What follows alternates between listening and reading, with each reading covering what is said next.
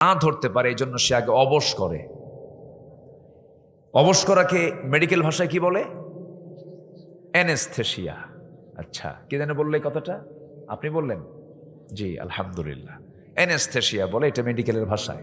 Anaesthesia just এই জায়গায় এ বসবে, এর আগে আগে বসবে, বসে আগে চতুর্দিকে আগে অবশ করবে। সলিমুদ্দি তোর 14 গোষ্ঠীও টের পাবে না।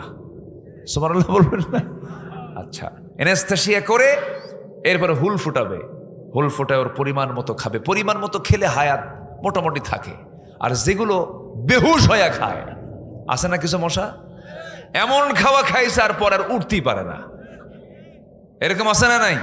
আছে। তো যত বেশি খাবে কি মরণ তত কাছে আসবে, হায়াত তত কমে যাবে। এই বিগত 16 বছর যারা আমার দেশের ক্ষমতার মসনদে ছিল, তারা কি কম খাইছে না বেশি খাইছে? কম খাইছে না বেশি খাইছে? এই জন্য মরছে না আছে? মরছে। তাহলে উদাহরণ ঠিক না বেঠিক? উদাহরণ ঠিক আছে। এত খাওয়া খাইছে, আই রে আল্লাহ। সে খাওয়া খাইলো, লাভ হলো কি? সম্পদ দিয়ে তো বাঁচতে পারলো না, নৌকায় চললো, আবার উল্টা মানে ভুল করে আবার নৌকায় চড়ছে। ওই যে দরবেশ নাকি নাম, হ্যাঁ, দাড়ি যে কাটছে, যে দাড়িটা কাইটা মাথার চুলটা কালো বানাইছে, আবার নৌকায় চড়ছে। লুঙ্গি খুইলা কি পাজামা খুইলা লুঙ্গি পরছে, পাঞ্জাবি খুইলা গেঞ্জি পরছে, ঢুকলো ভিতরে, ঢুকলো ওকে, উঠলো নৌকায়, নৌকা আর ফিরল না। পুলিশ এসে, কোস্টগার্ড এসে বলতেছে আইনমন্ত্রীকে, স্যার আপনাকে চিনি, আপনি চলেন থানায় চলেন। আইনমন্ত্রী কয়, আমারে তুমি একা নিয়ে যাও? আমি কি একা আসছি নাকি? আমি তো জামাতের সাথে আসছি। কই জামাতের সাথে? কে? কই যে বসে আছে, কে মাথায় দেখি কালো চুল, মুখে দাড়ি নাই, লোকটা কে? এটা লুঙ্গি পরা, লুঙ্গি পরা লোকটা আবার কে? ভালো করে দেখো, ওটাই দরবেশ। কথা বোঝেন নাই? হ্যাঁ, সম্পত্তি দিয়ে লাভ হলো কি? ওরা চেয়েছিল আলেমদেরকে উলঙ্গ করতে, ওরা চেয়েছিল আলেমদেরকে বেইজ্জত করতে, আল্লাহ ওদেরকে ন্যাংটা করে ছেড়ে দিয়েছেন। এই ক্ষমতা কার? কোন বাতিল গোষ্ঠীর সাথে আমাদের কোনোদিন আপোষ হবে না। ওই বাতিলদের মোকাবেলা করার জন্য রাজি আছেন কারা কারা? হাত উঁচু করে দেখান মুসলমান।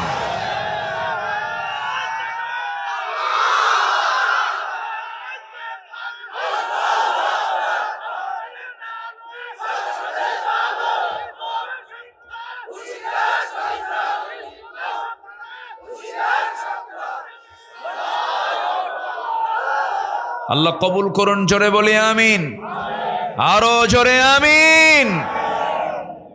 দেখলাম তো অনেক কিছুই, সব দেখা শেষ। আমরা আগামী দেখতে চাই হলো কোরআনের বাংলাদেশ। যে কোরআন দিয়ে বাংলাদেশ সাজাতে চায় না, অথচ মুসলমান, সে মুসলমান নয়, সে মেকি ধরেছে, মেকি ধরেছে। সে সত্যিকারের মুসলমান হতে পারে না। মুসলমান যে সে কোরআন চাবে, মুসলমান যে সে কি চাবে? কোরআন চাবে। কোরআন কার? আসতে বলবেন না, কোরআনটা কার? আল্লাহ। কষ্ট দিচ্ছি নাকি আপনাদের? কোনো অসুবিধা নাই তো? জোরে বলি ইনশা আল্লাহ। আগে কমিটির যাওয়া লাগতো থানায় পারমিশন নেওয়ার জন্য, আর এখন থানা থেকেই ফোন দিয়ে বলে, কিছু লাগবে কি ভাই? এই পরিবর্তন কে দিয়েছেন? এই পরিবর্তনকে কাজে লাগাতে হবে। যুবকরা, তোমরা অনেক রক্ত ঝরেছ, তোমাদের রক্তের এই প্রতিদান অবশ্যই জাতির দেওয়া উচিত। তোমাদের সামনে কাজ করতে হবে, অন্যের প্রতিবাদ করতে হবে। কোন জালিম তাগুতি শক্তির কোনোদিন উত্থান ঘটতে দেওয়া যাবে না। মাথায় রাখতে হবে এগুলো। আমি তো ভাবছিলাম যুব সমাজ মনে নষ্ট হয়ে গেছে, ইয়াবা খায়, নেশা টেশা, ডিভাইস আসক্ত হয়ে গেছে, কিন্তু না, জাতে মাতাল তালে ঠিক। একদম গণভবনকে বলে দিয়েছে 45 মিনিটস গো আউট, ঠিক কিনা? না খায় আছে, লাঞ্চ করবো গণভবনে গিয়া।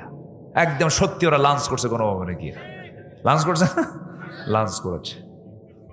সম্মানিত ভাইয়েরা, কষ্ট পাচ্ছেন নাকি আপনারা? যদি যদি ওই যুবকরা যদি সাহস হারিয়ে ফেলতো, যুবকদের হৃদয়ে যদি আল্লাহ ভয় ঢুকায় দিতেন, আজকে কি সিচুয়েশন তৈরি হতো বলেন? আল্লাহ তাআলা সরাসরি মদদ দিয়েছেন, আল্লাহ তাদের দিল থেকে ভয়টা তুলে দিয়েছিলেন। আল্লাহু আকবার বলেন। সাহায্যকার, সাহায্যকার এটা বলা যাবে না। আমরা আল্লাহর শুকরিয়া আদায় করব, আল্লাহর কৃতজ্ঞতা আমরা আদায় করব। জোরে বলি আলহামদুলিল্লাহ, জোরে বলি আলহামদুলিল্লাহ। সকল ফয়সালা কার? আল্লাহ। তাহলে আমরা আল্লাহর কালামকে তেলাওয়াত করব না ইনশাআল্লাহ? আল্লাহর কালাম তেলাওয়াত করব কি কম কম না বেশি বেশি? কোরআন শুনবো বেশি, গান শুনবো? গান শুনবেন কম কম, এটা কি কয় আবার? গান শোনা যাবে? গান মানুষকে মুনাফিক বানায়, নষ্ট করে ফেলে। গানের কাছে আমরা যাব না। জোরে বলি ইনশাআল্লাহ। তাহলে মশা খায় বেশি, মরেও তাড়াতাড়ি, নাম্বার 1। নাম্বার 2 হলো, আপনি রাতের বেলা ঘুমিয়ে পড়েছেন, দেখলেন ঘরের ভিতরে কোথাও মশা নাই, চিহ্নই নাই। শীতের রাত তো, মশারি ছাড়া শোয়া মাত্রই কিছুক্ষণ পর আপনার কানের কাছে এসে কি সুন্দর গান গাচ্ছে, সারেগামা পাদানিসা শুরু হয়ে গেছে। তাহলে এই যে আওয়াজ গুনগুন করে আপনার কানের কাছে এসে, অন্ধকারে ওর চোখ কোথায়, ও দেখলো কেমনে? আপনার চোখে পড়লো না মশা, ও আপনার খুঁজে বের করলো কেমনে? সায়েন্স বলছে 75 ফিট দূর থেকে মশা টের পায় এখানে কোন সলির মধ্যে শুয়ে আছে। সুবহানাল্লাহ বলবেন। কত ফুট দূর থেকে? 75 ফুট দূর থেকে। তার সেন্সর কি? এবং এই মশাটা আপনার কানের কাছে এসে যে ভন ভন ভন ভন আওয়াজ করতেছে, এই আওয়াজটা কিন্তু তার মুখের আওয়াজ নয়, তার পাখার আওয়াজ। তার পাখা যে নড়ায়, তার পাখা যে ঝাপটানি মারে প্রতি সেকেন্ডে, বিজ্ঞান বলছে মশা তার পাখা নড়ায় প্রতি সেকেন্ডে 500 থেকে 600 বার। 500 থেকে 600 বার। পৃথিবীতে আজ পর্যন্ত কোনো মেশিন আবিষ্কার হয়নি যা মশার পাখার মতো এত দ্রুত নড়তে পারে, ঘুরতে পারে। আল্লাহু আকবার বলবেন না? তাহলে এখন কন্ত মশার উদাহরণকে আল্লাহ দিতে ভুল করেছেন? আমার বন্ধুগণ, নাম্বার 4 হলো, এই মশার কামড় খেয়ে একজন কাফের, তার ব্রেন পর্যন্ত ন্যাংরা মশা পৌঁছে গিয়ে তাকে কামড়ায় কামড়া শেষ করে দিয়েছে। সেই কাফেরটার নাম কি বলুন? আসতে বলবেন না। সেই কাফেরটার নাম কি? নমরুদ। এরকম করে আল্লাহ রাব্বুল আলামিন বহু মিসাল দিয়েছেন। আল্লাহ তাআলা মাকড়সা নামে একটা সূরা নাজিল করেছেন, সূরাতুল আনকাবুত। সূরাতুল আনকাবুত। যারা আল্লাহকে বন্ধু না বানায়া অন্য কাউকে বন্ধু বানাবে, তাদের দৃষ্টান্ত হলো মাকড়সার মতো। আল্লাহ রাব্বুল আলামিন সুন্দর করে বলছেন, মাসালুল্লাযীনা ইত্তাখাযু মিন দুনিল্লাহি আউলিয়া কামাসালিল আনকাবুত ইত্তাখাযাত বাইতান ওয়া ইন্না আওহানাল বুয়ুতি লাবাইতুল আনকাবুত লাউ কানু ইয়ালামুন। জোরে বলুন আল্লাহু আকবার।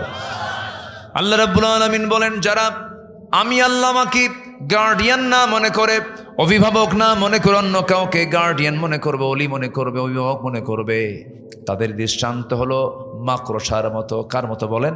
মাকড়সা। মাকড়সার ঘর বাড়ি কার? ঘরের বাড়ির ভিতরে। বলেন বলেন বলেন।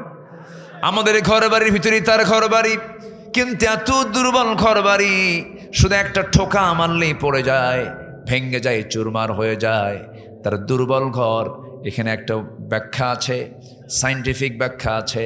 আমার বন্ধুগণ, এই যে মাকড়সা, পুরুষ এবং স্ত্রী মাকড়সা রয়েছে আমার বন্ধুগণ, এর মধ্যে বহু প্রজাতি রয়েছে। এর মধ্যে একটা প্রজাতি হলো ওই মাকড়সাগুলো স্বামী এবং স্ত্রী যখন যৌন মিলনে মিলিত হয়, ইন্টারকোর্স যখন কমপ্লিট হয়ে যায়, স্ত্রী মাকড়সা প্রচণ্ড ক্ষুধার্ত হয়ে যায়, প্রচণ্ড সে ক্রেজি হয়ে যায়, রাগান্বিত হয়ে যায়, ক্ষুধার যন্ত্রণায় ছটফট করতে করতে সহ্য করতে না পেরে ক্ষুধা, সে তার স্বামীকে কামড় মেরে মেরে ফেলে, তার স্বামীকে খেয়ে ফেলে। চিন্তা করছেন আপনি? তাহলে আল্লাহ যে বলছেন, যারা আল্লাহকে বাদ দিয়ে অন্য কাউকে অভিভাবক মনে করবে, তাদের দৃষ্টান্ত হলো মাকড়সার মতো। অর্থাৎ মাকড়সার সংসারটা এমন সংসার, বউ স্বামীকে খাইয়া ফেলে, বউ স্বামীকে খাইয়া ফেলে। তাহলে আল্লাহ পাক কত আগে এই দৃষ্টান্ত দিলেন। আজকে সায়েন্স ব্যাখ্যা বের করে, কি সুন্দর ব্যাখ্যা করে কোরআনের অর্থকে আরো উজ্জ্বল করে দিয়েছে। আল্লাহু আকবার বলেন। সম্মানিত ভাইয়েরা, সম্মানিত বন্ধুগণ, আমরা কোরআনের সাথে সময় দেব বেশি। জোরে বলি ইনশাআল্লাহ, জোরে বলি ইনশাআল্লাহ। সাইয়েদনা ওমর ফারুকের নাম শুনছেন না সবাই? কয় নাম্বার খলিফা বলেন? কয় নাম্বার খলিফা? উনি কি আগে মুসলমান ছিলেন? রসুলকে কি মোহাব্বত করতে গেছেন না মারতে গেছেন? চিন্তা করুন কি আইডিয়া তার ছিল। রসুলকে মারার সিদ্ধান্ত যে লোকটা নেয়, কি হতে পারে? তিনি হয়ে গেলেন ইসলামের দ্বিতীয় খলিফা। বহুদিন আগে এক মাহফিলে বললাম, ওমরে ফারুককে চিনেন কে? সামনে থেকে ছোট্ট একটা বাচ্চা দাঁড়ায় বলে, হুজুর আমি চিনি। কে? আমাদের বাড়ির দোতলায় ভাড়া থাকে। বুঝলেন তো? বললাম, আব্বু তুমি 100-তে 100 পাইছো, কারণ তোমার বুদ্ধি যদ্দূর উত্তরও তদ্দূর। সাইয়েদনা ওমর ফারুক রাদিয়াল্লাহু তাআলা সাধারণ কোনো মানুষ ছিলেন না, অসাধারণ হয়ে গিয়েছেন। কিসের কারণে? কোরআন তেলাওয়াতের কারণে। কোরআন তেলাওয়াত করেছেন, কোরআন তেলাওয়াত শুনেছেন তিনি। আমার বন্ধুগণ, আমর ইবনে হিশাম ঘোষণা করে দিল ওরফে আবু জেহেল। আমর ইবনে হিশাম ওরফে আবু জেহেল ঘোষণা করলো, কে আছো মুহাম্মদ বিন আব্দুল্লাহকে দুনিয়া থেকে বিদায় করে দেবে? কেউ সাহস পায় না। খাত্তাবের ছেলে ওমর, 2 ওমর, আবু জেহেলের নামও আমর, এনার নামও ওমর। সঙ্গে সঙ্গে ওমর ইবনে খাত্তাব বললেন, আবু জেহেল চিন্তা করো না, এই সিদ্ধান্ত আমি নিলাম, আমি তাকে মেরে ফেলবো। নাঙ্গা তরবারি নিয়ে বের হয়ে গেছেন ওমর ফারুক রাদিয়াল্লাহু তাআলা রাসূলকে মারার জন্য। কিন্তু তিনি যখন নবীর দরবারের দিকে রওনা করলেন, একজন সাহাবী বলে ফেলেন, ওমর তুমি কোথায় যাও? তোমাদের নবীকে দুনিয়া থেকে বিদায় করার জন্য যাচ্ছে। তুমি কি জানো তোমার বোন ভগ্নিপতি সহ কালিমা পড়ে মুসলমান হয়ে গেছে? এই একটা কৌশল করলেন, লাইনটা চেঞ্জ করে দিলেন। ওমরে ফারুক আগে বোনের বাড়ির দিকে রওনা করলেন, এদিকে দৌড় মেরে গিয়ে রাসূলকে বলছেন, হুজুর ওমর আসতেছে নাঙ্গা তরবারি নিয়ে আপনাকে মেরে ফেলার জন্য। রাসূল বলছেন, সাহাবীরা টেনশন করো না, ওমরের দিলটা আল্লাহ রাব্বুল আলামিন কোরআনের জন্য কবুল করে নিয়েছে। জোরে বলে সুবহানাল্লাহ। কোরআন এটা যে কত বড় মহা উপহার আল্লাহর পক্ষ থেকে, কোরআনটার সঙ্গে আমরা সম্পর্ক রাখবো। জোরে বলি ইনশাআল্লাহ। তাতে কোনো লস মনে আছে কিনা আপনাদের? সূরা ফাতির 29 নম্বর আয়াত, 3 কাজে লস নাই, এর মধ্যে 1 নম্বর আলোচনা শুরু হয়ে গেছে। কিন্তু একটু কান লাগাবেন সবাই, একটু মনোযোগ দিয়ে শুনবেন। আমার বন্ধুগণ, সাইয়েদনা ওমর ফারুক রাদিয়াল্লাহু তাআলা আনহু দরজার কাছে গিয়ে নক করলেন। নক করার আগে তিনি ভিতর থেকে কিছু আশ্চর্যজনক কিছু আয়াত তার কানে চলে আসলো। আয়াতগুলো শুনলেন, দিলটা নরম হলো, কিন্তু রাগ তো কমে নাই। দরজা খোলার সঙ্গে সঙ্গে বোনকে চপেটাঘাত করে জমিনে ফেলে দিলেন। বোন মার খেয়ে রক্তাক্ত হয়ে বলছে, ভাই রে, তোমার দেহে যার রক্ত, আমার দেহ সেই পিতার রক্ত, তুমি সেই পিতার সন্তান, আমি যে পিতার সন্তান। আজকে তুমি যদি আমাকে মারতে মারতে দুনিয়া থেকে বিদায়ও করে দাও, আমি যে আল্লাহর কালামের মজা পেয়েছি, দিনের যে মজা পেয়েছি, আল্লাহর দিন থেকে 1 চুল পরিমাণ আমি তোমার বোন কখনো নড়বো না। জোরে কোন সুবহানাল্লাহ। ওমরে ফারুক মনে মনে চিন্তা করে, হারে কি চেতনা লালন করেছে, ভাইয়ের সম্পর্ক ছিন্ন করতে চায়। কি যেন শুনলাম, চট করে বলা হলো, হে আমার বোন শোনো, কি তেলাওয়াত করতেছিল তোমরা, আমারে দাও তো দেখি। লুকিয়ে থাকা তার ভগ্নিপতি চট করে আড়াল থেকে বের হয়ে এসে বলতেছে, ও ওমর, তোমার জন্য রাসূল গতকালকে দোয়া করেছেন, মনে হয় তোমার জন্য আল্লাহ পাক দিলটা নরম করে দিয়েছেন, আল্লাহ পাক তোমার জন্য কবুল করে নিয়েছেন। যখন তার সামনে সূরা তাহা দেওয়া হলো, সূরা তাহা পড়ছেন, একটা করে আয়াত পড়ছেন, ওমর ফারুক কাঁদতেছেন। তাহা মা আনজালনা আলাইকাল কুরআনা লিতাশকা। এই আয়াত যখন পড়তেছিলেন, চোখের পানিতে তার গাল ভিজে যাচ্ছিল। ওমরে ফারুকের তরবারি থরথর করে কাঁপতে কাঁপতে পড়ে যাচ্ছিল, আর বলতেছে, আমার বোন, আমি আজকে কি শুনলাম, এমন সুন্দর কথা আমার জীবনেও আমি কোনোদিন শুনি নাই। জোরে বলে সুবহানাল্লাহ। ইন্নাল্লাযীনা ইয়াতলুনা কিতাবাল্লাহ। সোজা চলে গেলেন নবীর দরবারে, তরবারি নবীজির পায়ের কাছে রেখে দিয়ে বলছেন, আল্লাহর পয়গম্বর, এই তরবারি আপনার মস্তকটাকে দ্বিখণ্ডন করার জন্য নিয়ত করে বের হয়েছিল ওমর, কিন্তু পারল না। আমাকে বাধার প্রাচীর হয়ে সম্পূর্ণ রাস্তা ঘুরায় দিয়ে আপনার অভিমুখী করে দিয়েছে। কোনো কিছু নয়, একমাত্র কি কোরআন। এটাকে যে মানবে সে জিরো থেকে হিরো হবে, আর যেটার বিরুদ্ধে ষড়যন্ত্র করবে সে হিরো থেকে জিরো হবে, যেমন জিরো হয়ে গেছে। ঠিক কিনা? জিরো হয়ে গেছে। এত সুন্দর মানুষ আপনারা, আলহামদুলিল্লাহ। বাগাতি, বাগাতি না, বাগাতি মানে কি? বাগ না, বাগ মানে বাগান, জান্নাত, তাই না? বাগ মানে এরকম না, এরকম শব্দই তো, ঘ তো না। হ্যাঁ, বাগ বাগিচা, এরকম সুন্দর শব্দ আপনাদের এই এলাকার নাম। ভালো, আলহামদুলিল্লাহ বলেন। জি, অনেক সুন্দর আপনারা। আমাকে সময় দিচ্ছেন তো নাকি? কারো কোনো আপত্তি নাই তো? কয়েক কাজে লস নাই? বলেন কয়েক কাজে লস নাই। নাম্বার 1, কোরআন আমরা সুন্দর করে তেলাওয়াত শুনবো, করব। জোরে বলি ইনশাআল্লাহ। নামাজ না পড়া, হ্যাঁ, কি নামাজে তেলাওয়াত করতে হয়, শুনতে হয়, কি সুন্নতে পড়তে হয়, আর ফরজে বলেন, ফরজে শুনতে হয়, সুন্নতে পড়তে হয়। ইন্নাল্লাযীনা ইয়াতলুনা কিতাবাল্লাহ, তাদের লস নাই। জোরে কান সুবহানাল্লাহ।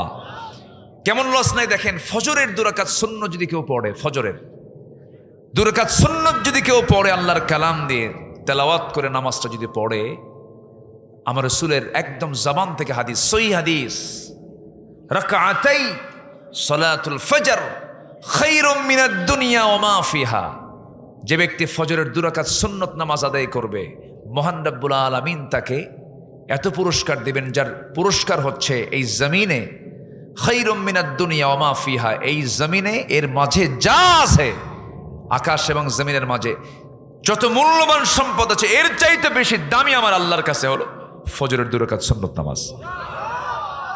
তাহলে কি লস হলো না লাভ হলো? লস হলো না লাভ হলো? লাভ হলো। ফজরের 2 রাকাত সুন্নত, ফরজ কিন্তু না, শুধু 2 রাকাত সুন্নত। আমি মুসাফির হালতে থাকলেও, আমি যদি মুসাফির হালতেও থাকি, এই হাদিসটা যেদিন আমি পড়েছি সেদিন থেকে নেমে আজ পর্যন্ত আমি চেষ্টা করি, আমি লোভটাকে সংবরণ করতে পারি না। এই 2 রাকাত নামাজ আমি কেমনে বাদ দেব? পড়ি। যদি আল্লাহ পাক রুখসত দিয়েছেন মুসাফির হালতে সুন্নতের কোনো গুরুত্ব নেই, সুন্নত না, যেখানে আল্লাহ পাক ফরজই কমায় দিয়েছেন, সুন্নত নাই, এরপরও আমি পড়ার চেষ্টা করি, পড়ি। আমার কেমন যেন এটাকে মিস মনে হয়। সম্মানিত ভাইয়েরা, দুঃখ লাগে ফজরে মুসল্লি নাই, জানেন? ফজরে মুসল্লি খুঁজে পাওয়া, আমি কি ভুল বলছি ভাই বলেন তো? আমি কি ভুল বলছি? আগের মসজিদের বেড়ার মসজিদে মুসল্লি ভরে যেত, আর এখন এসির মসজিদে মুসল্লি 3 জন, ইমাম, মুয়াজ্জিন, খাদেম। আমি কি ভুল বলতেছি? আসল মুসল্লি কোন ওয়াক্তের বলেন? কোন ওয়াক্তের মুসল্লি বলেন? আসল মুসল্লি কোন ওয়াক্তের হতে পারে? ফজরের। বলেন কোন ওয়াক্তের? বলেন। আসল মুসল্লি হলো ফজর। সবাই কি নামাজ পড়তে রাজি আছেন? কয় ওয়াক্ত নামাজ? কয় ওয়াক্ত নামাজ?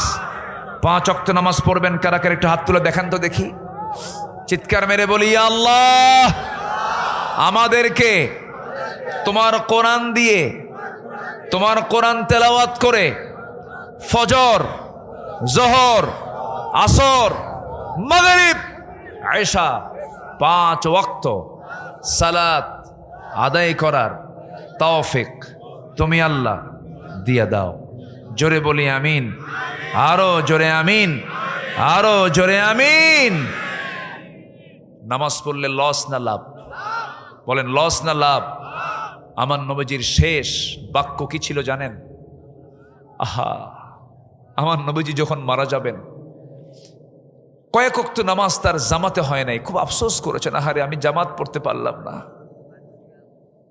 আমার নবীজি কোরআন তেলাওয়াতে খুব বেশি মজা নিতেন, আনন্দ নিতেন। আমার নবীর সামনে যখন কোরআন নাজিল হতো, তিনি তাড়াহুড়ো করতেন, তাড়াহুড়ো করে মুখস্থ করার চেষ্টা করতেন। আল্লাহ বলতেন, হে রাসূল, আপনি এত তাড়াহুড়া করেন কেন? লা তুহাররিক বিহি লিসানাকা লিতাআজালা বিহি।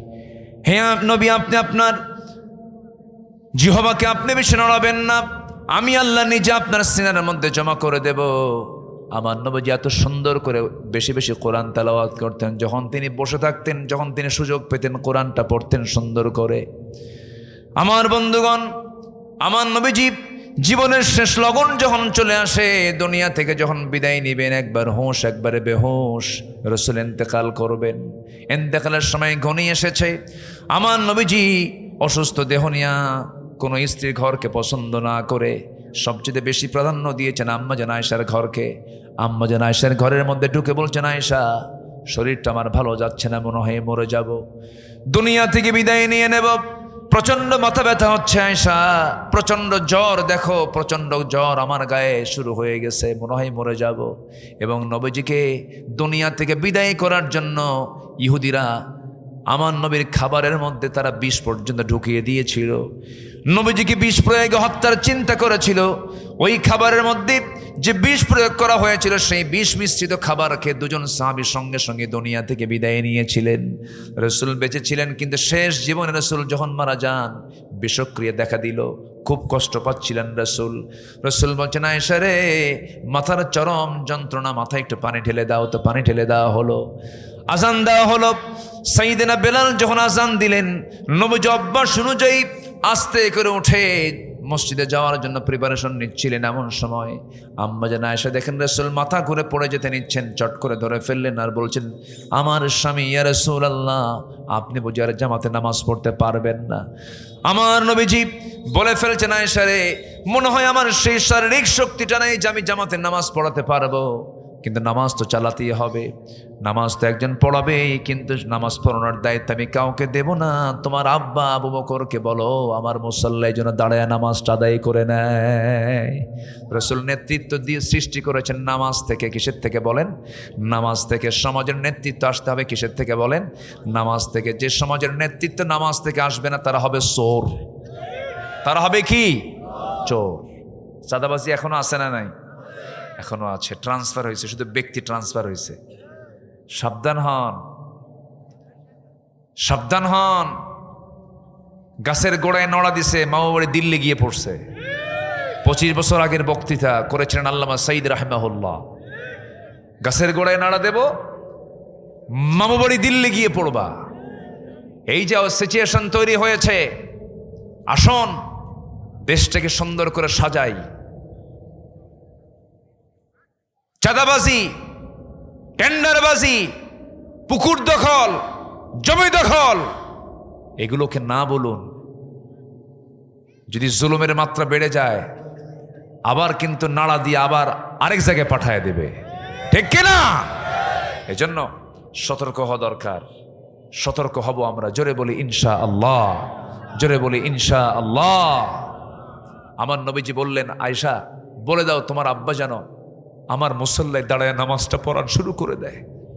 ইমাম চেঞ্জ হয়ে গেছে, সাহাবা কেরাম কান্নায় অস্থির হয়ে গেছেন, সাহাবীরা কাঁদতেছেন, নবীজির কানে কান্নার আওয়াজ চলে আসছে। যারা মদিনা যারা জিয়ারা করেছেন, নবীজির হুজরাখানা যেটা ছিল সেটাই হলো এখন মাকবারা। আমার নবীজির মাকবারা হলো, নবীজির কবরটা হলো, যেখানে রাসূলের ঘরটা ছিল, আম্মাজানের ঘরটা ছিল, সেটাই হলো এখন কবর। আমার বন্ধুগণ, আমার নবীজি যখন বললেন আবু বকর আমার মুসল্লায় দাঁড়িয়ে নামাজ পড়াবে, নামাজ যখন শুরু হয়ে গেছে, সাহাবে কেরামদের মধ্যে কান্নার রোল পড়ে গেছে। নবীজির কানে সেই কান্নার আওয়াজগুলো আসতেছে।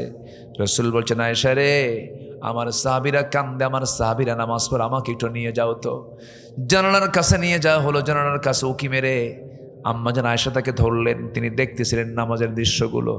নামাজের দৃশ্যগুলো দেখেন, আর আমার নবীজির চোখের কোনা বেয়ে বেয়ে টপ টপ করে পানি পড়ে। নবীজি আমার কান্দেন। এবার বলছেন, ওরে আয়েশা, আমার সাহাবীরা দেখো কত সুন্দর করে নামাজ পড়তেছে। আম্মাজান আয়েশা বলছেন, ইয়া রাসূলুল্লাহ, সুন্দর করে নামাজ পড়ছে, অথচ আপনি কাঁদতেছেন কেন? এটা তো আনন্দের সংবাদ। রাসূল বলছেন, আয়েশা রে, মানুষ দুইটা সময় কান্দে, একটা হলো চরম দুঃখের সময়, একটা চরম আনন্দের সময়। তুমি কি জানো, এই নামাজ কায়েমের সংগ্রাম করতে গিয়ে কাফেররা মক্কার মাটিতে আমাকে সেজদারত অবস্থায়, রুকু থাকা অবস্থা আমার পিঠের উপরে পচানারি ভরি চাপায়া দিয়েছে। আমি মুখ থুবড়ে জমিনে পড়ে গেছি। এই নামাজ কায়েমের সংগ্রাম করতে গিয়া তায়েফের মানুষ আমাকে পাগলা বলে আখ্যা দিয়া চোখা পাথর মেরে মেরে আমাকে রক্তাক্ত করে আমাকে জমিনে ফেলে দিয়েছে, ফেলে রেখেছিল। ওরে আয়েশা, এই নামাজ কায়েমের জন্য ওই মক্কা থেকে আমি বিতাড়িত হয়ে মদিনায় হিজরত করে এসেছি। ওই দিন কায়েমের জন্য, নামাজ কায়েমের জন্য কাফেররা ওহুদের ময়দানে দেখো আমার সামনের দুটো দাঁত নাই, দাঁত ভেঙে দিয়েছে। ওই দিন কায়েমের জন্য, নামাজ কায়েমের জন্য খন্দকের পরীক্ষা খনন করতে গিয়া কোদাল মারতে মারতে আমার কোমরটা কুঁজো হয়ে গেছে। আয়েশা দেখুন, আমি কোমরটা সোজা করে দাঁড়াতে পারি না। ওরে আয়েশা, যেই নামাজ কায়েমের জন্য আমার কোমর গেল, দাঁত গেল, গোটা শরীরে ক্ষত বিক্ষত চিহ্ন, যেই দিন কায়েমের জন্য, নামাজ কায়েমের জন্য এতগুলো রক্ত আমার ঝরাতে হলো, সেই নামাজ আজকে রাষ্ট্রীয় পর্যায়ে কায়েম হয়ে গেছে। আয়েশা, এই চরম আনন্দ আমাকে দারুণ কাঁদাচ্ছে, আনন্দের কান্না আমি কাঁদতেছি। এরপরে রাসূল বলছেন, আয়েশা রে, আমি মনে হয় দুনিয়া থেকে বিদায় হয়ে যাব যে কোনো মুহূর্তে। আমার নবীজি তার কাছ থেকে বিদায়ের শেষ মুহূর্তে একটা হাদিস বর্ণনা করলেন, আয়েশা আমার বুঝি বিদায় লগন চলে এসেছে, আমি মরে যাব। তুমি আমার পক্ষ থেকে লাস্ট মেসেজ আমার উম্মতকে জানায় দিবা। আমার উম্মতকে আমার জীবনের শেষ যে মেসেজটা দিয়ে গেলাম সেটা হলো আসসালাত আসসালাত ইমা মালাকাত আইমানুকুম, নামাজ সালাত সালাত, আমার উম্মতের কখনো 5 ওয়াক্ত নামাজ ছেড়ে দিবা না। আল্লাহ কবুল করুন, আল্লাহ কবুল করুন, আল্লাহ কবুল করুন, আল্লাহ কবুল করুন। কোরআন পড়ব নামাজের ভিতরে, আবার নামাজের বাইরেও আমরা কোরআন পড়ব। লস না লাভ? লস না লাভ? লাভ। কষ্ট দিচ্ছি আপনাদের, আলোচনা চালাই, জোরে বলি ইনশা আল্লাহ। আল্লাহ আমাকে কি দেননি ভাই বলেন তো? সবই তো দিয়েছেন, কিন্তু আমরা আল্লাহকে কিছু দিতে চাই না, নামাজ পড়তে চাই না। 24 ঘন্টা সময় দিলেন আমাদের এই দেহে, কত কি দিয়েছেন, কোথাও যাওয়া লাগবে না, শুধু মাথা থেকে পা পর্যন্ত একটু চিন্তা করে দেখবেন কি দেননি আল্লাহ, সব দিয়ে দিয়েছেন। আমাদের দেহে যে ডিএনএটা আছে, এই ডিএনএর দৈর্ঘ্য হচ্ছে 2000 কিলোমিটার, 2000 কোটি কিলোমিটার, 2000 কোটি কিলোমিটার। পৃথিবী থেকে সূর্য পর্যন্ত 50 বারেরও বেশি বার আসা যাওয়া করা যাবে। এত বিশাল হচ্ছে আমাদের একটা মানুষের ডিএনএ। আল্লাহু আকবার বলেন। সম্মানিত ভাই, আমাদের দেহে যে কোষ আছে, এই কোষের সংখ্যা হলো প্রায় 37.2 ট্রিলিয়ন। আল্লাহু আকবার বলবেন না? আরো জোরে বলে আল্লাহু আকবার। যে সেন্সরি রিসেপ্টর আছে তা হলো 110 মিলিয়ন। লোহিত রক্তকণিকা আরবিসি আছে হচ্ছে 30 ট্রিলিয়ন। মিলিয়ন না, বিলিয়ন না, ট্রিলিয়ন কিন্তু। আল্লাহু আকবার। শুধুমাত্র মস্তিষ্কের নিউরন সংখ্যা হলো 100 বিলিয়ন। 100 বিলিয়ন। সম্মানিত ভাইয়েরা, দেহের মোট ব্লাড ভেসেল আছে হচ্ছে 42 বিলিয়ন, যা 97 কিলোমিটার লম্বা। সামান্য ইয়ারফোনের 1.5 হাত তার, এরকম একটা ইয়ারফোন পকেটে থোয়ার পর আধা ঘন্টা পর বের করলে এবার 4-5 প্যাঁচ লেগে যায়, সোজা হয় না। আর 97,000 কিলোমিটার লম্বা ব্লাড ভেসেল করেছেন, কোনোদিন প্যাঁচ লাগে না। তাও এই দেহের মধ্যে কে দিয়েছেন? আসতে বলবেন না, কে দিয়েছেন? এরপরও বান্দা কয় আল্লাহ আমার দেখে না, আল্লাহর চোখ কানা হয়ে গেছে। যেরকম নাউজুবিল্লাহ। আমাকে দেখেন কে? আসতে আমাকে দেখেন কে? আমাকে শোনেন কে? আমাকে জানেন কে? আমাকে বেশি বুঝেন কে? সে আল্লাহর কাছে আমরা সবার আগে আল্লাহর হকটা আমরা আদায় করব। জোরে বলি ইনশা আল্লাহ। মা বোনরা কি মাহফিলে আছে? তাই মেয়েদের, তাই? আল্লাহু আকবার। আমার মা, আপনি জানেন আপনার জন্য জান্নাতটা কত সহজ, কিন্তু আফসোস লাগে কি জানেন? মেয়েরা বেশি জাহান্নামে চলে যাবে, মেয়েরা বেশি জাহান্নামে। অথচ তাদের জন্য জান্নাতটা খুব সহজ ছিল। সমস্যা হলো কি জানেন? সুন্দর চামড়া তো দেখাতে খুব পছন্দ করে। কি এই অসুবিধা, কি এই মানে রোগ, এই জীবাণু কি এই এলাকায় নাই? আসতে বলবেন না, আছে না নাই? এই ভাইরাস আছে না নাই? আছে। দেখাতে খুব পছন্দ করে। আবার কিছু স্বামী বউ যদি একটু সুন্দর হয়, সুন্দরী বউ আবার ডিসপ্লে করে, আছে না? ডিসপ্লে করে দেখায়, দেখো আমার বউটা দেখতে কেমন দেখতো। বউ দেখায়, বউ দেখায় বেড়ায়। লজ্জা নাই এগুলো পুরুষের? আপনার বউ আপনার সম্পদ, আপনি দেখবেন। বউটাকে হোন্ডার পেছনে তোলে, এখন তো আধুনিক হোন্ডা, ওগুলো সমান না। 2 সিট 2 রকম। প্যাসেঞ্জার সিট হলো 3 তলা, আর ড্রাইভিং সিট হলো আন্ডারগ্রাউন্ড। কি আন্ডারগ্রাউন্ড না, একদম নিচে, ওর দেখাই যায় না, ও কোথায় যা আছে আল্লাহ জানে, নিচে থাকে। বউটাকে 3 তলায় উঠায়, মাথার চুলগুলো ছেড়ে দিয়ে লাল লিপস্টিক, লাল শাড়ি, অর্ধলগ্ন পোশাক পরে হোন্ডায় চড়ায় দেয়। হোন্ডার মেকারকে বলে, হোন্ডার আওয়াজ তো কম, কেউ হয়তো মিস হতে পারে দেখতে, তো হোন্ডার যে পাইপ আছে এটা সরায় ফেল। হোন্ডার পাইপ সরালে তখন হয়ে যায় আওয়াজ হলো হেলিকপ্টারের আওয়াজ, বটবট বটবট করে। বাস হোন্ডায় তুললো, পিছনে বউ তুলে দিলে একখান টান। বাগাতি পাড়াটু ঈশ্বরদী, ওইদিকে বাগাতি পাড়াটু হলো কি কোথায় নাটোর। দিল একখান টান, আশেপাশে যা আছে সব ভেঙ্গে চুরাসে দেখলো যে যাচ্ছে। সন্ধ্যার আগ দিয়ে চলন বিলের মোড়ে গিয়ে, চলন বিলের পাশে সূর্য হেলে হেলে যাচ্ছে গধূলি বেলায় 16 Pro Max আইফোন দিয়ে ছবি তুলে ফেসবুকে পোস্ট করে লিখলো ক্যাপশন, প্রিয় দোস্ত, প্রিয় বন্ধুরা, আসুন আমার বউটাকে সবাই মিলে জামাতের সাথে দেখি। যেরকম নাউজুবিল্লাহ, যেরকম নাউজুবিল্লাহ, এগুলো আছে না নাই? একটা মন্ত্রী লেভেলের মানুষ, সে তার বউকে নাচায়, মানুষকে দেখায় দেয়। বুঝে নেন, বুঝে নেন, আকলমন্দ ইশারা বাসাত, সচেতন ব্যক্তির জন্য ইঙ্গিতটাই যথেষ্ট। এখন সে জেলখানে ঢুকে কয় আমার প্রতি বৈষম্য করা হচ্ছে। কি এই জানেন না খবর, জানেন না আপনারা, জানেন না? বহু কিছু করেছে, বহু কিছু করেছে। প্রতিটি শিক্ষার্থীর হত্যার বিচার বাংলার জমিনে হতে হবে। একটা হত্যার বিচার অচল করতে দেওয়া হবে না।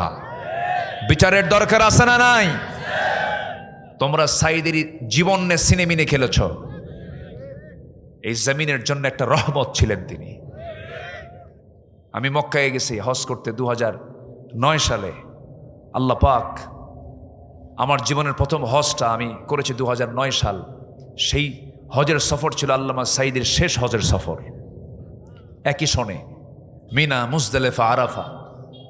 তো উনি দেশে ফিরবেন, চলে আসবেন, ওনাকে মোহাব্বত করে সবাই মিলে বলা হলো, হুজুর আপনি দেশে যাবেন না। কেন কেন আমি যাব না দেশে? মামলা হচ্ছে, ট্রাইব্যুনাল গঠন হচ্ছে। তখন নতুন 2009 সাল, টিপাই মুখে বাদের আন্দোলন চলছে, বিভিন্ন আন্দোলন চলছে। সেই সময় বলা হলো আপনি যাবেন না। উনি বললেন মুস্কে হাসি মেরে, সাইদি পালায়া থাকে না, সাইদি পালায়া থাকে না।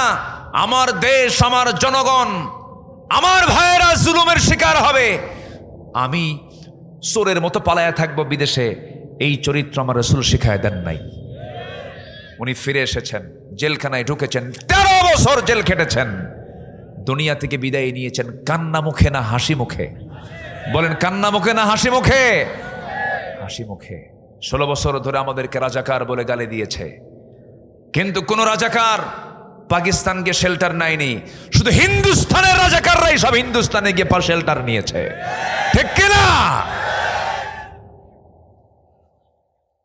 সম্মানিত ভাইয়েরা, 2023 সালের 13 আগস্ট কাশিমপুর কারাগার থেকে বেলা 11টার দিকে তাকে বলা হলো, হুজুর আপনি অসুস্থ, আপনাকে চিকিৎসায় যেতে হবে। উনি বললেন আমি অসুস্থ তো আমি নিজেই জানি না।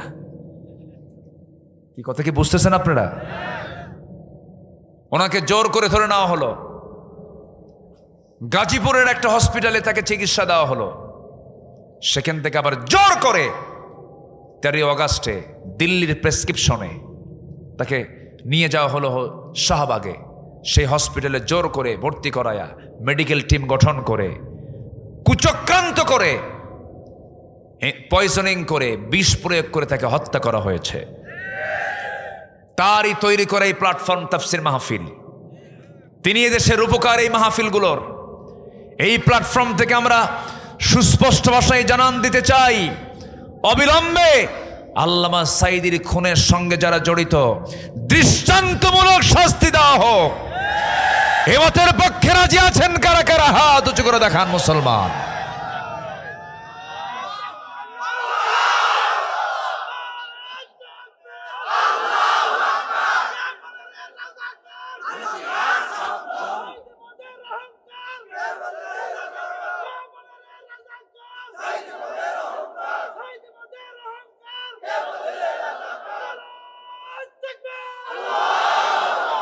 আল্লাহ কবুল করুন, জোরে বলি আমিন। আমাদেরকে 16 বছর স্লোগান পর্যন্ত দিতে দেয়নি। 18 বছর যাবৎ প্যারেড ময়দানের মাহফিল বন্ধ ছিল, 18 বছর। এবছর শুরু হচ্ছে, আলহামদুলিল্লাহ বলেন। 27 to 31 জানুয়ারি পর্যন্ত, 27, 28, 29, 30, 31, 5 দিন ব্যাপী। আমি প্রথম দিন সেখানকার মেহমান আছি। সিলেট আলিয়া মাদ্রাসা মাঠের মাহফিল চলে গেছে এমসি কলেজ মাঠ, আরো বড় মাঠ। ওই প্রোগ্রামটা আমি প্রথম দিন ছিলাম। পাবনার দারুল আমান ট্রাস্ট, আপনাদের নিকটবর্তী এলাকা, এই মাহফিলটাতে আমার 12 বছর হলো যেতে দেয়নি। আল্লামা সাঈদী 2010 সালে গ্রেফতার হওয়ার পর 11, 12, 13, 14, 4 বছর আমি মাহফিল করেছি। 14 সালের দিকে পাবনার দই বাজার, নাম শুনছেন তো মনে হয়, পাবনার দই বাজারে মাহফিলকে কেন্দ্র করে আমাকে লক্ষ্য করে গুলি করা হয়েছে, মঞ্চাগুন ধরিয়ে দেওয়া হয়েছে, নিরাপরাধ মানুষগুলোকে জেলখানায় ঢুকে দেওয়া হয়েছে। শেষ পর্যন্ত 3 দিন পরে একটা মামলা হয়েছে, সেই মামলার 1 নম্বর আসামি হলো আব্দুল্লাহ আল আমিন। কি কথা কি বুঝতেছেন আপনারা? মারামারি করলো ওরা, গুলি করলো ওরা, মামলা খেলাম আমরা। সম্মানিত বন্ধুগণ, এই স্লোগানগুলো দিতে দেয়নি। একটা দেশের স্বাধীনতাকে যদি আপনি টিকিয়ে রাখতে চান, সবার আগে দিতে হবে মানুষকে কথা বলার স্বাধীনতা, ঠিক কিনা বলেন? আল্লাহর নাম, আল্লাহর নাম, আল্লাহর নামের স্লোগান দেওয়ার দরকার আছে না নাই বলেন তো? নারে তাকবীরের স্লোগানকে তারা বলল জঙ্গিবাদের স্লোগান, এটা দেওয়া যাবে না। সম্মানিত বন্ধুগণ, আজকে 5 মাস গত হতে চলছে, অগাস্ট, আজকে কি জানুয়ারি। এই 5 মাসে কোথাও কি জঙ্গি অভিযানের নাম শুনছেন আপনারা? এতে মাঝে মাঝে শুনতাম আমরা। জঙ্গি অভিযানে বের হয়েছে, ক্রসফায়ার দিয়া কিছু জঙ্গিকে আটক করে ধরে আনা হয়েছে। এই নাটক কিন্তু 16 বছর দেখেছি। এই 5 মাসে কিন্তু একটা জঙ্গি অভিযান নাই। মানে যিনি নাট্যকার তিনি দেশেই নাই, তিনি দিল্লিতে গিয়ে বসে আছেন। কে কথা ক্লিয়ার? আসেন দোয়া করি, আলোচনা চালাবো, জোরে বলি ইনশাআল্লাহ। অতএব যে যে দলই করেন, সবার কাছে আমার আহ্বান, দল যেটা করেন আমি শুধু এতটুকুন বলবো, যে দলের নামের সাথে ইসলাম নাই সেই দল করা হারাম, ঠিক কিনা? যে দলের নামের সাথে ইসলাম নাই, চিন্তা করুন কত বড় মানে ধোঁকাবাজ। বিগত সরকারের আমলে ওই নেত্রী বলেছিলেন যে আমরা যদি আগামী নির্বাচনে ক্ষমতায় আসতে পারি, মদিনার সনদে দেশ চালাবো। কিসের সনদে? মদিনার সনদে। দলটা কি ইসলামী? তাহলে ইসলামী দল না, সে কইলে কি কিসের সনদে দেশ চালাবে? তাহলে মদিনার সনদে দেশ চালালে কি নেত্রী কি নেতা হতে পারে? কি মহিলা কি নেতা হতে পারে? সে নিজেই তা আউট হয়ে যায়। কত বড় ধোঁকাবাজি! মদিনার সনদে দেশ চালায় না, কিন্তু মোদির সনদে দেশ চালাইছে। কিসের সনদে? মোদির সনদে। শুধু নয় কেন না, বাদ গেছে কি? ঠিক আছে না? হ্যাঁ, মোদি ঠিক আছে। সম্মানিত ভাইয়েরা, কষ্ট পাচ্ছেন না তো? দল করব কার? আসতে বল, দল করব কার? আচ্ছা, আমার রবকে, আমার আইনদাতাকে, আমার নেতা মুহাম্মদ সাল্লাল্লাহু, আমার দলের নাম ইসলাম। আমার দলের নাম কি? আমার সংবিধানের নাম হলো কোরআন। আল্লাহ আমার রব, রসুল আমার লিডার, কোরআন আমার সংবিধান, রসুল আমার নেতা, ইসলাম আমার হচ্ছে দলের নাম। এর বাইরে, এর ভিতরে আর কোনো কথা ঢুকানো যাবে না। এই যে 2-1 যে ওঠে, কি সমস্যা কি? হ্যাঁ, বসেন। কেউ তো উঠলেন না পর্যন্ত, 1জন লোক ওঠেন না, আবার এখন ওঠা শুরু করলেন কেন? বসেন। কত সময় এদিক সেদিক চলে যায়, একটু বসেন। কয় কাজে লস নাই? বলেন, কয় কাজে লস নাই? কটা চলতেছে? একটা। আমরা আল্লাহর কালামটা সুন্দর করে পড়বো, জোরে বলি ইনশাআল্লাহ, জোরে বলি ইনশাআল্লাহ। আর মাত্র 1 মাস পর কিসের মাস আসতেছে? এই তো বলেন, জোরে বলেন, কিসের মাস? কি সুন্দর করে বললো, তাই না? আমি যেটা শুনতে চাইছি ওটাই শোনায় দিছি। কিন্তু আর মাত্র 1 মাস পর কিসের মাস আসতেছে? কোরআনের মাস। কোরআনটাকে পড়বো আমরা। জানেন, পৃথিবীতে সবচেয়ে তৃপ্তির জায়গা হলো কোরআন তেলাওয়াত। যখন কেউ কোরআনের অর্থ বোঝে, তার কাছে পৃথিবীর সবচেয়ে আনন্দের জায়গা হলো কোরআন তেলাওয়াত। সবে কোরআনটাকে আমরা রপ্ত করার চেষ্টা করব। জোরে বলি ইনশাআল্লাহ। সায়েন্সের সূত্র জানলেন, কমার্সের পড়া পড়লেন, MBA করলেন, BBA করলেন, আইন পড়লেন, প্যানেল কোর্টের আইনগুলো মানে পড়াপড় মুখস্থ করলেন, এত কিছু জানলেন, আপনি কোরআনের ভার্স আপনি জানলেন না, আপনি বড় বড় কপাল। এই জন্য আমরা কোরআনটার সাথে আমরা সম্পর্ক রাখবো, কম না বেশি? যার কোরআনের সঙ্গে সম্পর্ক বেশি তার কার সাথে সম্পর্ক বেশি? আল্লাহর সাথে সম্পর্ক বেশি। আমার বন্ধুগণ, আমার মাদেরকেও বলবো, মায়েরা, জান্নাত পাওয়ার জন্য বেশি কিছু লাগবে না। ফাতিমার দিকে তাকাবেন, আম্মা জান আয়েশার দিকে তাকাবেন, আসিয়ার দিকে তাকাবেন, খাদিজার দিকে তাকাবেন, রহিমার দিকে তাকাবেন। এনারা হচ্ছে আপনাদের মডেল। মারিয়ামের দিকে তাকাবেন। এই সমস্ত নারীকে আল্লাহ রাব্বুল আলামিন এত দাম, এত সম্মান দিয়েছেন। খাদিজার মতো একজন নারীকে আল্লাহ তাআলা নিজে পর্যন্ত সালাম দিয়ে দিয়েছেন। আমার ভাইয়েরা, সবার বাড়িতে মা বোন আছে। একজন মা যদি ভালো হয়ে যান, চারজন পুরুষ ভালো হয়ে যায়। এই জন্য মাদের ভালো হওয়া দরকার। বাড়িটাকে ইসলামাইজ করতে হবে, বাড়িকে সুন্দর করে কোরআন দিয়ে সাজায় নিতে হবে। ফজর আজান হবে, সঙ্গে সঙ্গে ঘুম থেকে উঠবেন, ওযু বানাবেন, প্রত্যেকটা ঘরে ঘরে নক করবেন, ছেলের ঘরে বলবেন, বাবা উঠো, সালাত। কি সালাত? মেয়ের ঘরে নক করবেন, মা ওঠো, সালাত। স্ত্রীকে বলবেন, স্ত্রী তুমি যদি অসুস্থ থাকো, তোমার যদি মিন্স হয়ে থাকে, ফজরের সময় হয়ে গেছে, ঘুমিও না, সুন্দর করে একটু পরিষ্কার হয়ে আসো, একটু জিকির আজগার করো নামাজের সময়। মেয়েরা যদি অসুস্থ থাকে সেই সময় জিকির আজগার সে করতে পারে, কিতাব পড়তে পারে, সাহিত্য পড়তে পারে, হাদিস পড়তে পারে, কোনো সমস্যা নাই।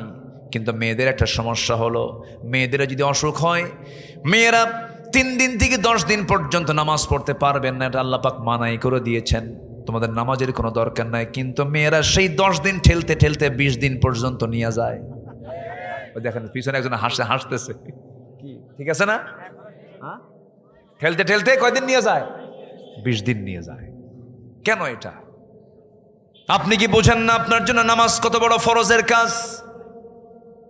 আমার মা এক ওয়াক্ত নামাজ যদি কেউ ইচ্ছা করে কাজা করে, সারা জীবন 24 ঘন্টা নফল নামাজ পড়লেও এক ওয়াক্ত ফরজের সমান হবে না। এক ওয়াক্ত ফরজের দাম যে কত বেশি, যদি কোনো বান্দা বুঝতো, সব কাজ ফেলে দিয়ে বান্দা নামাজের জন্য অপেক্ষায় থাকতো। যেরকম সুবহানাল্লাহ। আমার মা, নামাজ ছেড়ে দেওয়া যাবে না কখনো, নামাজকে অবহেলার চোখে দেখা যাবে না। যখন আপনার মেন সেরে যাবে, আপনি যখন সুস্থ হয়ে উঠবেন, সঙ্গে সঙ্গে গোসলটা করে নেবেন, নামাজের জন্য প্রিপারেশন নিয়ে নেবেন। আল্লাহ আপনাকে সুযোগ দিয়েছেন বলে সেই সুযোগের সন্ধান করতে করতে সময়টাকে লস করবেন না, নামাজটাকে নষ্ট করবেন না। আমার মায়েরা, খাদিজাকে ফলো করবেন, ফাতিমাকে ফলো করবেন। নবীজি তার 2টা মেয়েকে বিয়ে দিয়েছেন। একটা মেয়েকে বিয়ে দিয়েছেন বড় ধনীর সাথে, আরেকটা মেয়েকে বিয়ে দিয়েছেন বড় গরিবের সাথে। কিন্তু কোনো মেয়ে কি নবীর কাছে এসে কোনোদিন অভিযোগ দিয়েছে নাকি? কে আব্বা, ওই জামাই আপনার ধনী, আপনি আমার গরিব জামাইয়ের সঙ্গে বিয়ে দিলেন কেন? এরকম কথা কোনোদিন বলেন নাই। বরঞ্চ নবীজির 4টা মেয়ের মধ্যে সবচেয়ে ছোট মেয়েটাকে রাসূল সবচেয়ে বেশি পছন্দ করতেন। আদরের দুলালি ফাতিমা, আমার রাসূল তাকে খুব মহব্বত করতেন। সেই মেয়ে ফাতিমাকে বিয়ে দিয়েছেন ধনী ঘরে না গরিব ঘরে? বলেন, ধনী ঘরে না গরিব ঘরে? গরিব ঘরে বিয়ে দিয়েছেন মা। গরিবের ঘর হয়তো পেয়েছেন অনেকে। চুল পরিমাণ মনক্ষুণ্ণ হবেন না, চুল পরিমাণ স্বামীকে খোঁটা দিবেন না, স্বামীকে গালমন্দ করবেন না। যখন বিয়ে দেওয়া হলো, রাসূল যখন বিয়ে দিবেন, ধনী ধনী পরিবারের সাহাবীরা এসে রাসূলকে প্রস্তাব করছেন। রাসূল বললেন, না, আমি তোমাদের কাউকে পছন্দ করি না, আমি যাকে পছন্দ করেছি সে তো আমার সামনে এখন আসে নাই। সবার শেষে সাইয়েদনা আলী নবীর সামনে এসে দাঁড়ালেন। রাসূল বলছেন, আলী তুমি কিছু বলবা নাকি? কি যে বলবো নিজেও জানি না। তুমি কি আমার মেয়েকে বিয়ে করবা নাকি? হুজুর দিলে করা যায়। রাসূল বলছেন, কিছু আছে নাকি? হুজুর কিচ্ছু তো নাই, ঘর নাই, বাড়ি নেই, আর কিচ্ছু থাকবে? কি থাকবে তোমার কাছে? কি আছে? এই যে তরবারি, এই যে ঢাল। রাসূল বললেন, তরবারি যুদ্ধে লাগবে, কিন্তু ঢাল ছাড়াও যুদ্ধ করা যায়। ঢালটা বিক্রি করে আসো, এই ঢাল বেচার টাকাই হবে আমার মেয়ের বিয়ের মহরানা। আল্লাহু আকবার বলেন। সামান্য কিছু মহরানা দিয়ে বিয়ের ব্যবস্থা রাসূল করেছেন। আর এখনকার মেয়ের বাপরা চায়া থাকে 20 লাখ টাকা মহরানা ধার্য করিয়া। ডাকাত ডাকাত। কি ডাকাতি তো এটা কেন করবেন আপনি? ছেলের যে সামর্থ্য থাকবে সেটা সে করবে। যুবকরা তোমার একটু আওয়াজ দাও না কেন? তোমার পক্ষে এত কই কিছু কও না তুমি।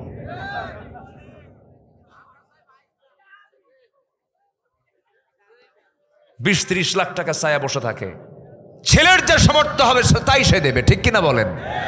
কেন করে জানেন? মেয়ের বাপরা কেন করে জানেন? যদি তালাক হয়, দেখেন বিয়ে হয় নাই, ওর নিয়ত দেখেন। আমার নবীজি সামান্য মোহরণা ধার্যের জন্য পাঠায় দিলেন, যাও ঢাল বেচে আসো। ঢাল বিক্রি করার জন্য চলে গেছেন, ঢাল বিক্রি করতে বসেছেন। সাইয়েদনা ওসমান নবীজির বড় জামাই সামনে দাঁড়ানো, বলছেন, আলী সাজে সকালে তুমি বাজারে কেন? ঢাল বিক্রি করার জন্য আসি। তুমি যোদ্ধা মানুষ, তোমার কি ঢাল বিক্রি মানায় নাকি? কি সমস্যায় পড়েছে বলো? বিয়ে ঠিক হয়েছে কার সাথে? আপনার শালীর সাথে। কি কথা বোঝেন নাই? আপনার শালীর সাথে। এর এলাকায় কি কয়? শালী কয় না হালি কয়? আচ্ছা ঠিক আছে, হ্যাঁ। ও হালি কয় নোয়াখালী। জি জি। বইয়ের ছোট বোন, বইয়ের ছোট বোনকে এক একটা জায়গায় শালিকা, এটাই তো বইয়ের ভাষা। জি। আবার মন খারাপ করবেন না, আমার মায়েরা হয়তো শুনতেছেন যে হুজুর আপনি এরকম করে কন। আচ্ছা না, একটু বোঝানোর জন্য বলতেছি। তামান নবীজি বড় জামাই বললেন, বিয়ে ঠিক হয়েছে? হ্যাঁ। আচ্ছা ঠিক আছে, ঢালটা দাও। নিলেন, টাকাও দিলেন। কয়েক হাত যেতে না যেতে পিছন থেকে ডাক দিয়ে বলতেছে, আলী বীরের হাতে কি ঢাল না থাকলে মানায়? তোমাকে আগাম এটা গিফট করলাম, যাও। ঢালটাও দিয়ে দিলেন, টাকাও নিলেন, ঢালও নিলেন। নবীর সামনে দাঁড়ায় গেলেন। রাসূল বলছেন, ও আলী ঢাল মনে হয় বিক্রি হয় নাই, কেমন করে কি করা যায় বলো? হুজুর ঢালটা বেচে ফেলছি। তাহলে হাতে আবার ঢাল কেন? হুজুর ঢালটা আমাকে আবার উপহার দিয়েছে, এই যে টাকা, এই যে ঢাল। তুমি কার কাছে বিক্রি করতে গেছো? হুজুর ওসমান। লোক আর খুঁজে পাও নাই? নিজের মধ্যে এই ঘটাঘটি করছো না? আমি বড় জামাইকে বলতে পারলাম না, তার আগে তুমি বলে আসছো, তাহলে আমি এটা কেমন কথা হলো বলো তো? আচ্ছা কোনো মেয়ের বাপ যদি বিয়ে ঠিক করে, কোনো মেয়ের বাপ যদি বিয়ে ঠিক করে কিন্তু বড় জামাইকে বলে নাই, তাহলে কি হবে বলেন তো? কি হতে পারে? কি হতে পারে? বইয়ের দিকে তাকাইবার কবে তোর বাপ একখান জিনিস রে, কি ঠিক আছে না? ধমকাবে। কিন্তু আমার নবীর জামাই তো ওইরকম না। আমার নয় ছেঁচড়া জামাই, খালি দাওয়াত খাওয়ার জন্য পাগল হয়ে থাকে, কিন্তু ওরকম জামাই তো আর আমার নবীর জামাই না। বললেন ঠিক আছে, সমস্যা নাই, যাও তোমার জন্য দোয়া করে দিই। ওসমান তার জন্য দোয়া করে দিলেন। আমার নবীজি বিয়ে দিলেন। বিশ্বের সবচাইতে অনড়ম্বরপূর্ণ বিয়ে, কোনো ঘটাঘটি নাই, কোনো খরচ নাই, কোনো গায়ে হলুদ নাই। গায়ে হলুদ হালাল না হারাম? হারাম। আগের দিন চলে আসে বিয়ানের বাড়িতে। বিয়ান, আসসালামু আলাইকুম। বিয়ান শোনেন, আপনি কিন্তু বিয়ের দিন আসবে, আপনি 3 দিন আগে আসবেন, মানে আকাম কুকাম করবে ও, ঠিক কিনা? এগুলো হারাম। এগুলো কি হারাম? এগুলো অন্য সংস্কৃতি, মুসলমানদের সংস্কৃতি এগুলো নয়। ওই যুবকরা শোনো, তোমার গ্রামের আশেপাশে বিয়ের অনুষ্ঠানে যদি ডিজে বাজায়, লাঠি দিয়ে পিটাইয়া ভাঙ্গা সোজা করে দিবা, কি ঠিক কিনা? এই গ্রামে মাহফিল হলে এই গ্রামে আর কোনো যাত্রা চলবে না, অন্য কোনো সৎ অসামাজিক কোনো কাজ চলতে দেওয়া যাবে না। কি আমি কি বিপদে ফেলে দিলাম নাকি যুবকরা? ভালো আছে যেখানে, মন্দ থাকা যাবে না। আমার নবীজি বিয়েটা দিয়ে বললেন, মা চলে যাও, স্বামীর ঘরে যাও। এখন থেকে বাবার ঘরের চাইতে স্বামীর ঘর শ্রেষ্ঠ। সুবহানাল্লাহ বলবেন না? যাও সংসার করে খাও। কিন্তু আমার মেয়ে শোনো, এই যে বিয়ে দিলাম, স্বামীর ঘরে চলে যাচ্ছ, স্বামী তোমাকে আমি এমন স্বামী দেই নাই যে স্বামীটা তোমার জন্য খারাপ হবে। আমি জানি আমার আলী কেমন। এই যে বিয়ে দিলাম, মৃত্যুর দিন পর্যন্ত স্বামীর বিরুদ্ধে একটা নালিশ যেন আমার কানে না আসে। আর আজকের মেয়ের বাপরা বিয়ে দিয়ে বলে, মা যা, মোবাইল নিয়ে থাকবি, যদি কোনো কিছু হয় শুধু খবর দিবি, খাইয়া ফালাবো। কি আছে না নাই বলেন তো? অশান্তি, এগুলো করা যাবে না। স্বামী স্ত্রী বন্ধনটা হলো জান্নাতি বন্ধন। এই জায়গায় অন্য কেউ ঢুকলেই কি শান্তি না অশান্তি? স্বামী স্ত্রীর ঝুট ঝামেলা মিটাবে কয়জন? দুইজনই। বলেন কয়জন? দুইজনই। খালি বলতে শিখতে হবে সরি। কি বলতে হবে? সরি। স্বামী ভুল, সরি। বউ ভুল, সরি। খালি সরি বলবেন, কোনোদিন গন্ডগোল লাগবে না। আর যদি কয় আমি কি ভুল করছি নাকি, কি কথা কি বোঝেন নাই, তাহলে মনে করেন আর জীবনে কোনোদিন মিল হবে না। যে স্বামী স্ত্রীর মুখে শুধু ঘন ঘন সরি থাকবে, ঠিক আছে ওকে দুঃখিত, আমি ভুল করেছি, আমাকে মাফ করে দাও, সেও যদি বলে আমি ভুল করেছি মাফ করে দাও, জান্নাতের টুকরা। যেরকম সুবহানাল্লাহ। কি ওয়াজগুলো দরকার আছে না? দরকার আছে না? নাই আছে। তবে বেশি পুরুষরা বলবে একটু সরি, পুরুষরা একটু বেশি বলবে, মেয়েরা একটু কমই কয়। ওরা যদি একবার বাঁক ধরে সোজা হয় না। এই সোজা, এই ঠিক জোরে বলিও না, শুনলো বাড়িতে আবার যেতে হবে না। জি হ্যাঁ, খুলিকাত মিন দিলাইন, মেয়েদেরকে সৃষ্টি করা হয়েছে বাঁকা হাড়ে। এই জন্য সোজা করতে গেলে ভেঙ্গে যাবে। বলেছেন মুহাম্মদ সাল্লাল্লাহু আলাইহি ওয়াসাল্লাম। মেয়েটাকে বিয়ে দিলেন, চলে গেলেন তিনি স্বামীর ঘরে। স্বামীর ঘরে গেলেন কিন্তু ঘরই নাই। কি নাই? ঘর নাই। ভাড়া ঘরে থাকলেন। কি ঘরে? ভাড়া ঘরে। নবীজি 3 দিন পার হতো না, রসুল চলে যেতেন ফাতিমাকে দেখতে। রসুল বলতেন আমি 3 দিন আমার ফাতিমাকে না দেখলে, 3 দিন যদি না দেখি আমার ভাল লাগে না। মেয়েকে বিয়ে দিয়ে রসুল কখনো দূরে রাখতে দেননি, কাছে কাছে রেখেছেন। ফাতিমাকে দেখতে গেছেন ঘন ঘন। সুবহানাল্লাহ বলেন। রসুল মেয়েদেরকে খুব পছন্দ করতেন। মেয়ের বাপরা যারা আছেন, আপনারা বড় ধন্য যে মেয়ের বাবা হতে পেরেছেন। রসুল কিসের বাবা ছিলেন? মেয়ের বাবা। কিন্তু কিছু কিছু মেয়ের বাপ আছে, 4-5টা যদি মেয়ে হয় তখন বউকে গালিগালাজ করে, তোর পেট আসলেই পচা। এরকম কিছু পুরুষ আছে না? বলেন। আল্লাহ কয় তোর কপাল ভালো, আর ও কয় তোর পেট পচা। এরকম কিছু পুরুষ আছে না? নাই আছে। আল্লাহ যার কল্যাণ চান তাকে মেয়ে দেন। আল্লাহ যখন রহমত দেন তখন বৃষ্টি দেন। আল্লাহু আকবার বলেন। বৃষ্টি রহমত, মেয়ে রহমত। আল্লাহু আকবার বলেন। অসুস্থতা রহমত, অসুস্থতা রহমত। অসুস্থ যদি কেউ হয় তখন ভাবতে হবে আল্লাহ আমার মধ্যে রহমত করছেন। সুবহানাল্লাহ বলেন। কখন এগুলোকে মন খারাপ করা যাবে না। আমার এক মুসল্লি ছিল, হাই স্কুলের হেডমাস্টার। তার 7টা মেয়ে। কয়টা মেয়ে? 7টা মেয়ে। আবার তার স্ত্রী গর্ভে। 7টা মেয়ের হওয়ার পর আবার স্ত্রী গর্ভে। স্ত্রীর গর্ভে বাচ্চা চলে আসছে। তো 8ম বাচ্চা আবার মেয়ে হয়েছে। 8 নম্বর কি হয়েছে? আবার মেয়ে। গোটাল গোষ্ঠী গিয়ে বাড়িতে হাজির হয়েছে। সবার চোখ গরুর মতো, এরকম বড় বড় চোখে বলে লজ্জা নাই? বারবার বাচ্চা নাও, আর নিবা না বাচ্চা, নাম রেখে দাও ইতি, সমাপ্তি, আর না চাই না। কি কথা কি বুঝতেছেন? নাম রেখে দাও। তো আমাকে বলে হুজুর, আমাকে এরকম করে গোটাল গোষ্ঠী এসে আমাকে এরকম ধমকায় আর বলে এই নামগুলো রেখে দাও। তো আমি বললাম, সব শোনার পর, আমি তো শিক্ষিত মানুষ, উনি বলতেছে, আমি তো পড়াশোনা করেছি, আমি তো বুঝি। আমি বললাম যে আমার সন্তানের 8ম বাচ্চার মেয়ে সন্তানের নাম রেখে দিলাম আশা, মানে আরো হোক।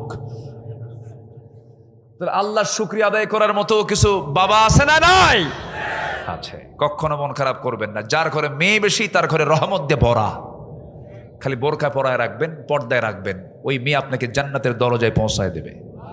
জোরে বলি সুবহানাল্লাহ। আচ্ছা, বাপকে বেশি মহব্বত করে কে, ছেলে না মেয়ে? দেখছেন কি সুন্দর করে জোরে বলে। আবার মেয়ে শুন হলে পরে মন খারাপ করেন কেন? মেয়ের বাড়িতে বাবা গেলে কি যে খুশি হয়, আল্লাহু আকবার। আর ছেলের ঘরে বাপ থাকলে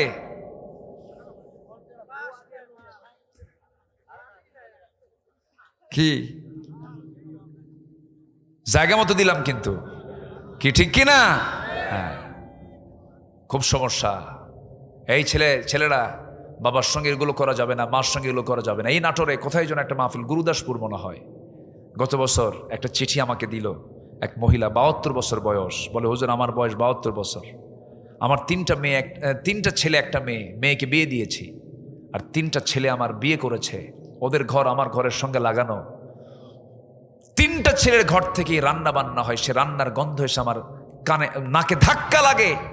এই বুড়ো বয়সে আমি একা রান্না করি। হুজুর একটু দোয়া করবেন আল্লাহ যেন আমার ছেলেদের হৃদয়টা নরম করে দেয়। দুঃখ বুড়া বয়সে মার কপালে আবার রান্না করতে হয়, এরকম অসংখ্য পরিবার মনে হয় নাই? আসতে বলবেন না, আছে না? নাই।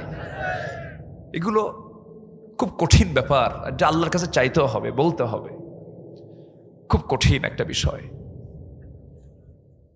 অনেক মা, অনেক সন্তান আছে বইয়ের সামনে মাকে ছোট করে, আছে না? আছে না? নাই। মার মন তো আকাশের মতো, জানো, মার মন তো আকাশ। মা তবুও মন খারাপ করে না, মা বলে যা তোরা ভালো করে করে খা। মা হৃদয়টা যে কত নরম। বউকে আপনি হাজারও দেন, নাম পাবেন না, কিছু না কিছু দোষ ধরবেই। ছেলের কাছে নাম পাবেন না, পৃথিবীর কারো কাছে নাম পাবেন না। মাকে কিচ্ছু দেওয়ার দরকার নাই, শুধু একটা বেদনা মাদ্রাসা মোড় থেকে কিনে নিয়ে আসবেন, নিয়ে এসে শুধু বলবেন মা তোমার জন্য একটা আপেল নিয়ে আসছি, একটা বেদনা নিয়ে আসছি। সেই বেদনা সে আপনাকেও ভাঙতে দেবে না, সে নিজে ভাঙবে, ভেঙ্গে একটা একটা করে কোয়া বের করে বলবে বাজান তোর মুখটা শুকনা, তুই খা। সুবহানাল্লাহ বলবেন না? শাড়ি নিয়ে গেছেন, সবচেয়ে কম দামি শাড়ি, সেই শাড়িটা আশেপাশে সবাইকে দেখাবে আর বলবে জানো আমার ছেলে আমার জন্য এই কাপড়টা নিয়ে আসছে। খুব খুশি মা, অল্পতেই খুশি হয়ে যায়। সেই মার জন্য আমরা কিচ্ছু করি না, সেই মার জন্য আমরা উদার হতে পারি না, সে মার জন্য আমরা খরচ করতে জানি না। বইয়ের সামান্য কথায় আমরা গলে যাই না। আমার মা যারা আসছেন তারাও এটা মাথায় রাখবেন, আপনি আপনার শাশুড়িকে সম্মান করবেন, আপনার মাকে অন্য মহিলা সে সম্মান করবে, এগুলো মাথায় রাখবেন। পৃথিবীর কোনো মানুষকে ছোট চোখে দেখবেন না। আপনি কি জানেন আপনার জান্নাতটা মার ওই পায়ের নিচে আল্লাহ পাক রেখে দিয়েছেন? জোরে করেন সুবহানাল্লাহ, আরো জোরে বলেন সুবহানাল্লাহ। আমার একটা ছোট্ট আল্লাহ পাক ছেলে দান করেছেন, একটু বড় হয়েছে, হাফেজ হয়েছে। একদিন মার সঙ্গে দেখি যে খুব চোখ রাঙ্গায় কথা বলে, হয় না এরকম করে না, বাচ্চারা করে, চোখ রাঙ্গায় কথা বলে। আমি আস্তে করে ছেলেটার হাত ধরলাম, ধরে বললাম বাবা তুমি কি জানো তোমার মায়ের এই পাটার দাম কত? তোমার মায়ের এই পায়েরটার দাম কত তুমি জানো? তোমার এই মায়ের এই দুই পায়ের নিচে আল্লাহ পাক জান্নাত রেখে দিয়েছেন, এত দাম তোমার মায়ের এই পায়ের। বাইরে পরিবারে ইসলাম শিখাবেন, দিন শিখাবো আমরা। জোরে বলি ইনশাআল্লাহ, আরো জোরে বলি ইনশাআল্লাহ। আল্লাহ কবুল করুন, জোরে বলি আমিন। আমার মা নামাজ পড়বেন, পর্দায় থাকার চেষ্টা করবেন, দিন মানবেন, কোরআনটাকে ফলো করবেন, গোটাল বাড়িটাকে কোরআন দিয়ে সাজায় ফেলবেন। ছেলেকে বলবেন বাবা আজকে তোমার চোখ দিয়া, কান দিয়া আর অন্তর দিয়ে কি কি গুনাহ করছো কও। বুঝেন নাই? রাতের বেলা খবর নেবেন, তুমি আজকে তোমার চোখ দিয়া, কান দিয়া আর অন্তর দিয়ে কি গুনাহ করছো কও। ইন্নাস সামআ ওয়াল বাসরা ওয়াল ফুআদা কুল্লু উলাইকা কানা আনহু মাসউলা। বলবেন বাবা আজকে কি হাদিস পড়েছো? না। আজকে কি কোরআন পড়েছো? না। তুমি কি আজকে নামাজ 5 ওয়াক্ত নিয়মিতভাবে সময় মতো পড়েছো? আব্বা পড়ছি কিন্তু নিয়মিত হয় নাই, কালকের থেকে নিয়মিত করবা। আমার দিন আজকে যা হবে কালকের দিনটা হতে হবে অনুন্নত না উন্নত? বলেন বলেন বলেন বলেন। আজকে যতবার মিথ্যা কথা বলেছি কালকে আমার মিথ্যার পরিমাণ কি বাড়বে না বন্ধ হবে? বন্ধ হবে। এইভাবে আমরা আমাদের জীবনকে উন্নত করার চেষ্টা করি। সম্পদ বৃদ্ধি জীবনের উন্নতি নয়, ঈমান বৃদ্ধি, উন্নত চরিত্র হলো মানুষের মূল বৃদ্ধি, মূল বরকত। আল্লাহ কবুল করুন, জোরে বলি আল্লাহুম্মা আমিন। এই মাহফিল কত বছর যাবত চলে? ফাহিম কোথায়? ফাহিম, হ্যাঁ ফাহিম। ফাহিম খুব টেনশনে ছিল যে মাহফিল হুজুর আসে কিনা। হ্যাঁ ফাহিম আমাকে কতবার ফোন দিছে, কত টেনশন, একটা মাহফিল করতে গেলে কত পেরেশানি। আল্লাহ তুমি এই মাহফিলকে কবুল করো, জোরে বলি আল্লাহুম্মা আমিন। আমি খুবই আনন্দিত, আপনারা এত সুন্দর মানুষ, একদম মনোযোগ দিয়ে পিন পতন নীরব হয়ে এত রাত পর্যন্ত ঠান্ডার ভিতরে মাটিতে বসে কোরআনগুলো শুনতেছেন। বলি আলহামদুলিল্লাহ, জোরে বলি আলহামদুলিল্লাহ। আল্লাহ তুমি মাহফিলকে কবুল করে নাও। সম্মানিত ভাইরা, নাম্বার 2 হচ্ছে যে ব্যবসায় কোনো লস নাই, নামাজ কায়েম করা। নামাজ কি করা বলেন তো? কায়েম করা। নামাজ পড়বো এবং নামাজ কায়েমের সংগ্রাম করব, সেই দল করব যে দল আল্লাহ